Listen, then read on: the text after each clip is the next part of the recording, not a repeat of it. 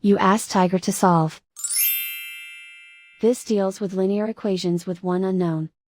The final result is x equals 79,750. Let's solve it step by step. Swap sides. Group all constants on the right side of the equation. Subtract 25 from both sides. Group like terms. Simplify the arithmetic.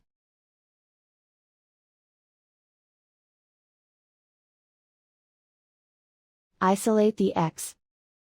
Divide both sides by 0.1. Simplify the arithmetic.